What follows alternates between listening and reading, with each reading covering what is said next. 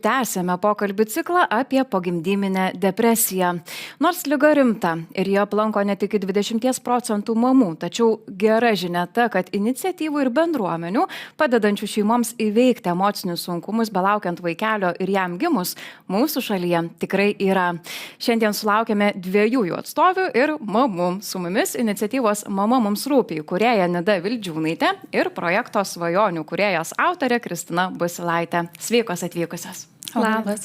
Tai pirmiausia apie pačią problemą, pogimdyminę depresiją. Kaip žinia, jau čia daug kartų mes ir laidoje kalbėjome, daug kas greičiausiai medijoje irgi kalba ir vis dažniau, ar ne, ir garsiau, kad moteris pagimdžiusios, taip pat ir nėštumo metu, tikrai susiduria su slogiais jausmais. Ir jų yra apie 70% tokių, kurios patiria ir apatijos jausmus, ir įvairius kitus, visą tą paletę įvairių, nebūtinai gerų jausmų, o taip pat 10-20% jų susirga netgi rimta depresija. Tai ar jūs pačios papasakokite, kaip jums atrodo, ar vis girdite, kad kažkokių klaidingų dar įsitikinimų, nuostatų būtų visuomenėje, sklandytų kažkokie mitai apie šią ligą, ar vis dar, ar jau kaip tik tai gal mes galim pasidžiaugti kažkokiais pasiektais rezultatais ir, pasidžiaugti, kad žmonės jau supranta, kad toks dalykas yra ir kad tai yra rimta. Gerbiama Nida, gal nuo jūsų galim pradėti? Taip, galėčiau gal papildyti, kad Lietuvos statistika duomenys, kuriuos sekame per mano gimdymas apklausą atitinka pasaulinius, kuriuos ir jūs minėjote, tai tikrai klausimas yra ir tų nuostatų yra daug.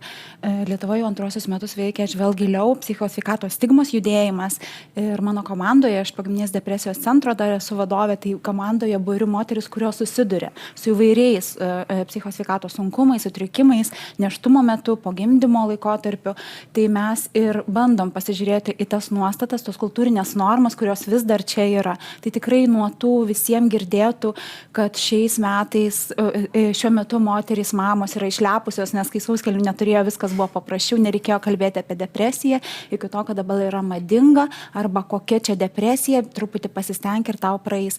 Tai tų nuostatų tikrai yra daug ir kas yra iš tikrųjų baisu, kad tos nuostatos pasireiškia taip, kad moterys tampa tylios, jos bijo pasakyti, jos užsisklendžia, būna vienos, dažnai nuo to kenčia ir bijo pasisakyti, galvoja, kad jos vienos tokios.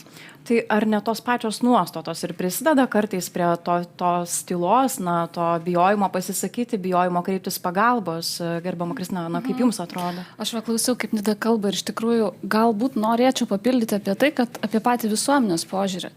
Nes iš tikrųjų jausmus įvairiausius patiria ne tik pogimdyvinę depresiją išgyvenančios mamos, bet iš esmės visos mamos.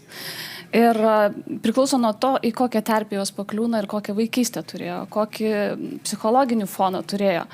Ir iš esmės apie tos pačius jausmus, ar ne,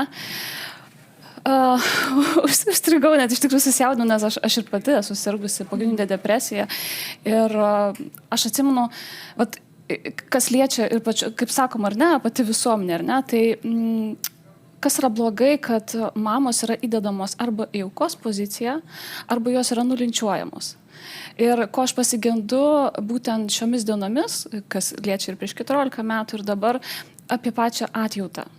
Tiesiog reikia mums paprasto priėmimo, kad mes galim turėti įvairiausius jausmus. Yra natūralu, kad mama pagimdžiusi, pavargusi, jinai jaučia nuovargį, kad jinai galbūt nežino kažko, nes tai yra nauja patirtis, tai yra naujas iššūkis. Tai galbūt mums trūksta atjautos, tiesiog priimti tai ir būti šalia, kai mums jos reikia. Ir suprantu, būtent jūs ir prisidedate prie tos atjautos suteikimo mamoms. Ar galite papasakoti apie savo iniciatyvas? Nida, gal nuo jūsų pradėkime. Mama mums rūpi, ar ne? Vadinasi taip gražiai.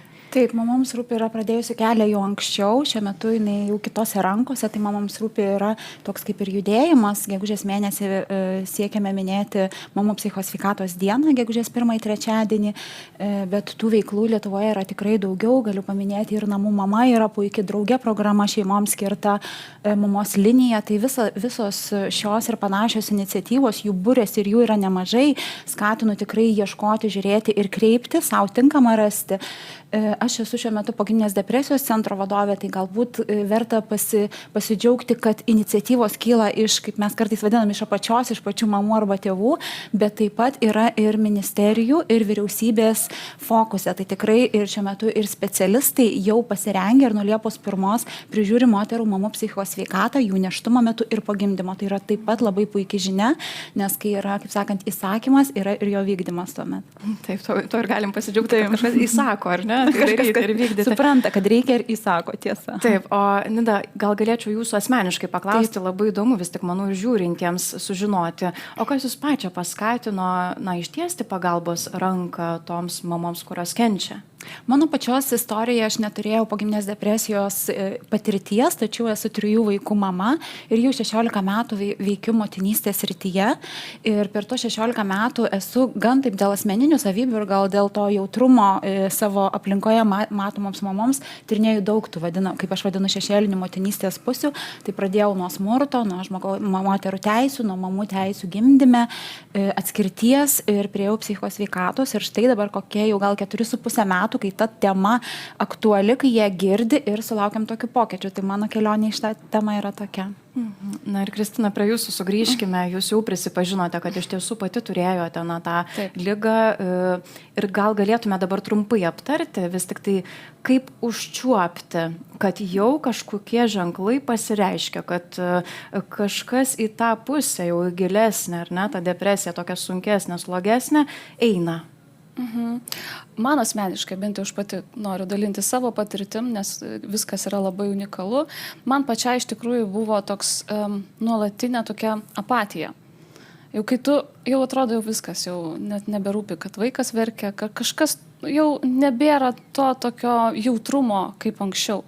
Tai man iš tikrųjų tai išgąsdino ir aš tiesiog pradėjau su savo vidum dirbti. Tuo metu tiesiog kažkoks tai antras aš įsijungė ir pamačiau save iš šalies ir tiesiog viską mečiau, ėjau ilsėtis, visiškai panirau į čia ir dabar momentą ir tiesiog nėriau truputį kitokią motinystės kokybę. Tai man pasisekė, man pavyko. Jūs gal ir buvote apsupta tokios aplinkos palaikančios? Nebuvo tokio dalyko. Ne, visiškai. Ar buvo greitas tas atsistatymas? Kiek laiko galėtumėt pasakyti, truko jau ta pati stadija kaip depresija? Aš galbūt nelabai norėčiau į tų tokių pavadinimų labai stipriai įvardinti, nes vėlgi, kadangi visuomenės yra tas nusistatymas ir vienaip ar kitaip tai šiek tiek įdeda į aukos poziciją, o kai tu gaili savęs, ten, kur yra gailėjimas, nėra labai daug išeičių.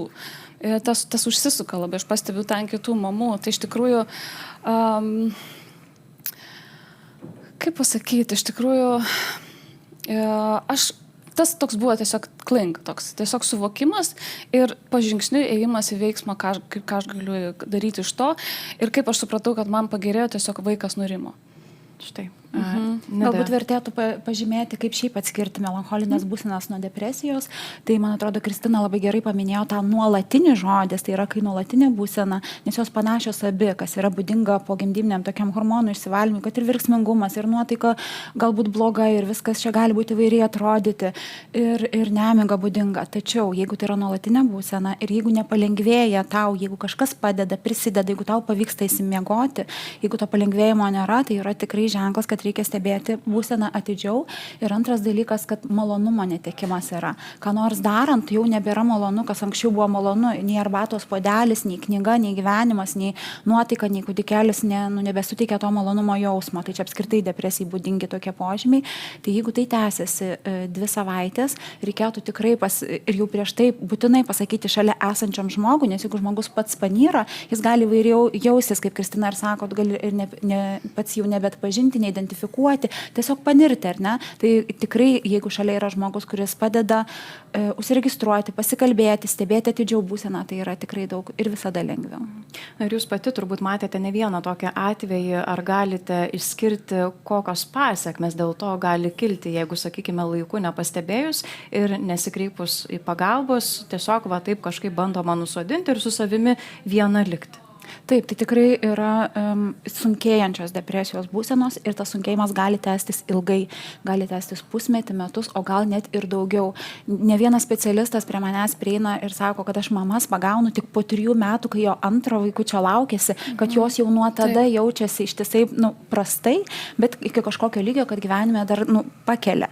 Tačiau yra tokių būsenų, kai tu panyri taip, kad tu tiesiog tampi, nežinau, tokie tai įsisakymai mamų pačių, sako, kaip su kokiu kibiru ant galvos, kad tu neatskiri, kas šviesa, kas tamsa, kad tau nebepasikeli lovos nemiga ištisa, tai yra visiškas gyvenimo kokybės ir tokia tikrai panirimas į labai labai sudėtingą būseną.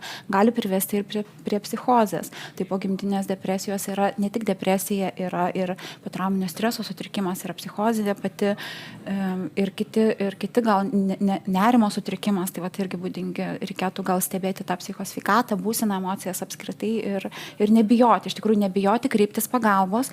Ir ką aš sakyčiau, kad pasižiūrėti, kokiegi tie pagalbos, tas komplektas tau yra nereikalingos, o tinkamiausias. Nes kai pradedi ieškoti, pagalbos būdų yra visokių, bet vieno mygtuko greičiausiai nerasit. Tai reikia pasižiūrėti, iš ko mano tas komplektas, tas katilas, kaip sakau, susideda. Kas iš artimųjų, kas iš specialistų, kas iš draugų, kas jau iš psichosveikatos specialistų, kokia mamų grupė šalia netoliese, internetu gyvai ir tikrai pasižiūrėti ir susidaryti savo tokį pagalbos planą. Kristina, ką jūs galėtumėte pridurti apie pagalbą, kaip savo padėti? Bent jau kiek mamos, kai mane kreipiasi, rašo žinutę, tai aš manau, kad joms svarbiausia yra saugumo jausmas. Kad jos jaustųsi saugios toj terpiai su savo visais jausmais. Nes iš tikrųjų, kaip ir sakiau, yra labai daug nepalaikymo ir labai tokio nuvertinimo, tai kaip tu čia dabar blogai jautiesi. Taigi tais laikais, kaip ir Nida minėjo, tais laikais nebuvo sauskelnių, o tu čia dabar tokia ir iš tikrųjų nebijoti dalintis su draugėmis galų gale. Tikrai yra begalės ir knygų begalės, informacijos. Kitas momentas, ne tiek kiek pagalbos prašyti pas specialistus, bet skirti savo laiko. Labai svarbu ilsėtis. Tebūnie neplautos grindis, tos dulkės, bet geriau išeiti gryną orą. Kuo daugiau gryno oro, galbūt muziką pasileisti, galbūt pasidažyti. Tai yra paprasti buitiniai dalykai, kurie moteriai iš tikrųjų padeda iš to išeiti. Kompleksiškai, kaip ir Nida sakė, ne tik psichologų pagalba, specialistų, bet ir pačiai bandyti kabintis už gyvenimo. Taip, bent jau tokiamis mažomis detalėmis, bet vis tik tai nueisime. Jo, kad ir kaip juokingai skambėtų, bet aš atsimenu pirmą kartą po ilgos pertraukos aš pasidažiau. Ir tokia nušvito diena iš tikrųjų, kažkiek tai irgi minimaliai davė. Labai dėkojame jums, tikrai labai ačiū už pasidalinimus tokius nuoširdžius ir už tai, už tą tokią informaciją, kurgi kreiptis, ką daryti, nes tikėtina, kad yra tokių mamų, kurios užstrigusios ir tiesiog nežino, ką toliau daryti. Ačiū dar kartą. Ačiū labai. Dėkoju. Taigi nepalikime mamų vienų su slogiais jausmais, atjauskime, pasisiūlykime išklausyti, nes pokalbis, kaip jau šiandien aptarėme, gydo.